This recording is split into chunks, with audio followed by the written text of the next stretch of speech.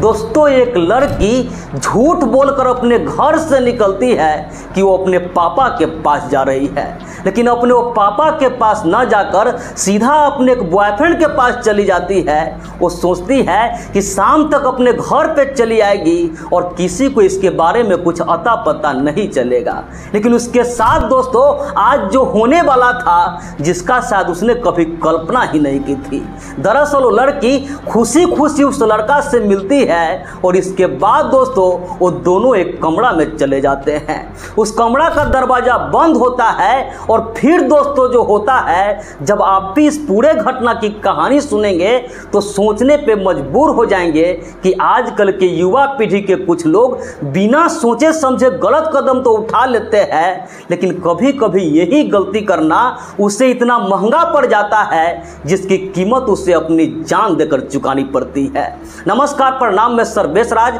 आज की इस घटना की कहानी शुरू करूं इससे पहले आपसे एक छोटी सी गुजारिश है, आप प्लीज वीडियो को लाइक कर दीजिए, साथ ही साथ चैनल को भी सब्सक्राइब कर लीजिए ताकि मेरा हौसला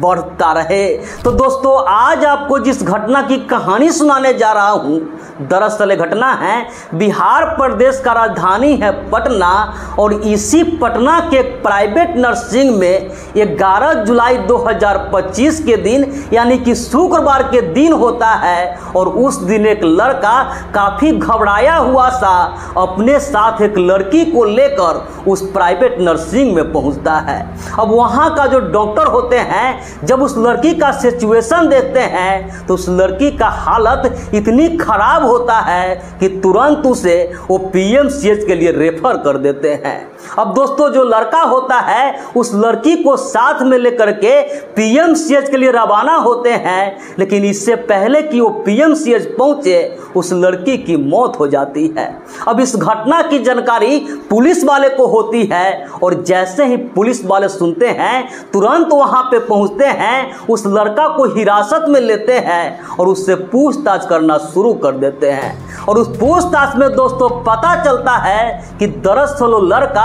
मुख्य रूप से मसौढ़ी का रहने वाला था और इस घटना से तकरीबन 10 दिन पहले जहानाबाद रेलवे स्टेशन पर उस लड़की से उसकी मुलाकात हुई थी। वो दोनों को वहीं पे जान पहचान होती है, दोनों एक दूसरे से नंबर लेते हैं और इसके बाद दोस्तों वो दोनों एक दूसरे से बातचीत करना शुरू कर देते हैं। धीरे धीरे दोस्तों उस दोनों के बीच दोस्ती होती है, लेकिन ये दोस्ती कब प्यार में बदल जाता है ये न तो उस लड़की को पता चलता है और न ही इस लड़का को पता चलता है। अब दोनों एक दूसरे से प्यार करने लगते हैं, गर्लफ्रेंड बॉयफ्रेंड के जैसे दोनों एक दूसरे से बातचीत करने लगते हैं और फिर दोस्तों ये दोनों मिलने के लिए उतावला होने लगते हैं। अब दोस्तों जो लड़का होता है उस लड़की को मिलने के लिए कहता है तो लड़की भी होती है इसके लिए तैयार हो जाती है। और फिर गुरुवार के दिन यानी इस घटना से ठीक एक दिन पहले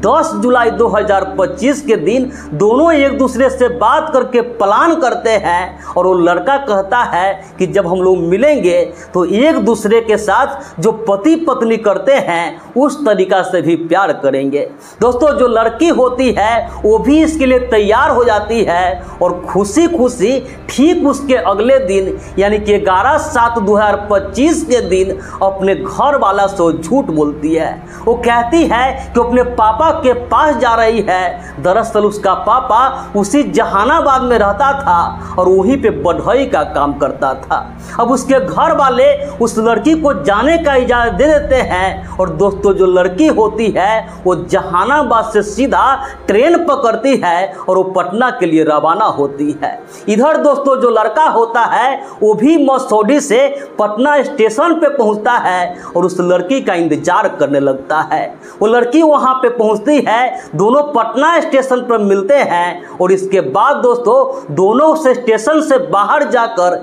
एक चाय के दुकान पर बैठते हैं, वहां चाय वगैरह पीते हैं। और फिर दोस्तों वो जो लड़का होता है अपने एक दोस्त को फोन करता है और उससे कहता है कि मेरे साथ मेरी गर्लफ्रेंड है, उसे लेकर तुम्हारे हम रूम पे आ रहे हैं। अब दोस्तों उसका जो दोस्त होता है वो अपना एड्रेस बताता है। दरअसल उसका एड्रेस होता है वहीं पे एक थाना लगता है, जकनपुर थाना, और इसी थाना का एक जगह है करबिघिया। इसी करबिघिया में दोस्तों उसका दोस्त रहता था, और जैसे ही उसको इसका एड्रेस मिलता है तुरंत वहाँ पे अपने उस गर्लफ्रेंड को लेकर पहुँच जाता है, और फिर दोस्तों अपने उस दोस्त के रूम में जाता है। उसका जो दोस्त होता है वो बाहर चला जाता है, ये दोनों कमरा का दरवाज़ा बंद करता है, और जैसा इस दोनों के बीच पहले से प्लान था, दोनों एक दूसरे के लिए काफ़ी उतावला था, दोनों एक दूसरे के साथ फिजिकल रिलेशन बनाना शुरू कर देते हैं।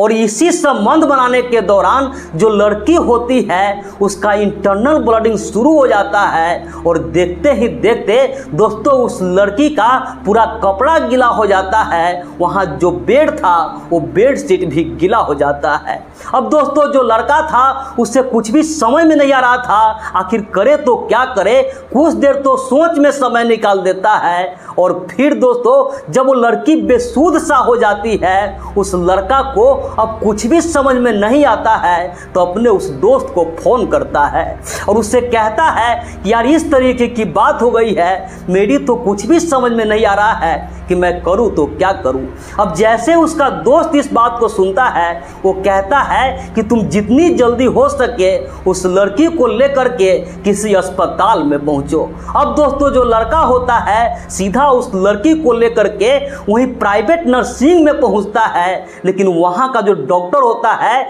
जब उस लड़की का सिचुएशन देखते हैं तो उसकी हालत दोस्तों इतना खराब होता है कि सीधा वहां से उसे पीएमसीएच के लिए रेफर कर देते हैं। अब दोस्तों जो लड़का होता है उस लड़की को लेकर के पीएमसीएच के लिए रवाना होते हैं, लेकिन इससे पहले कि वो पीएमसीएच पहुंचे उस लड़की की मौत हो जाती है। अब पुलिस वाले को दोस्तों जब इस पूरे घटना की जानकारी होती है, इसके बाद दोस्तों उस लड़की के घर वाले से कांटेक्ट करते हैं। उस लड़की के एक दादाजी होते हैं, जब उससे पूछताछ की जाती है तो उसके दादा कहते हैं कि शुक्रवार के सुबह तकरीबन 8 बजे के आसपास वो घर से ये कह के निकली थी कि वो अपने पापा के पास जा रही है, लेकिन वो पटना कैसे पहुंच गई और वो लड़का कौन है इसके बारे में हमें कुछ भी अता पता नहीं है। अब पुलिस वाले दोस्तों उस रूम को भी देखते हैं जिस रूम में इस घटना घटी थी, और उसका जो दोस्त होता है उसके घर पे रेड करते हैं, और इसके बाद दोस्तों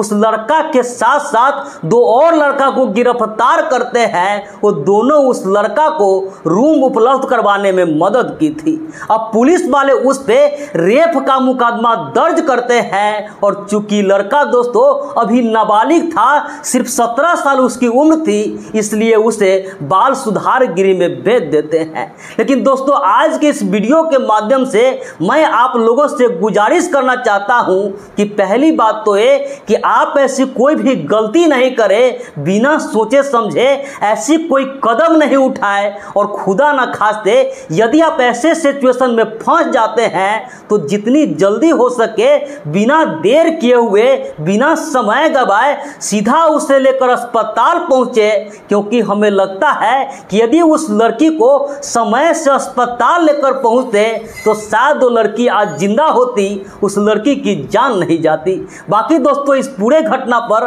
आपकी क्या राय है, आप क्या कहना चाहेंगे कमेंट करके जरूर बताइएगा। तो इस पूरे घटनाक्रम सुनाने का उद्देश्य किसी के भी भावनाओं को आहत करना नहीं था, किसी का भी दिल दुखाना नहीं था, बस समाज में हो रही ऐसी घटनाओं से केवल आपको जागरूक करना था, सतर्क करना था। तो मिलते हैं ऐसी किसी नेक्स्ट वीडियो में, जब तक के लिए जय हिंद, वंदे मातरम।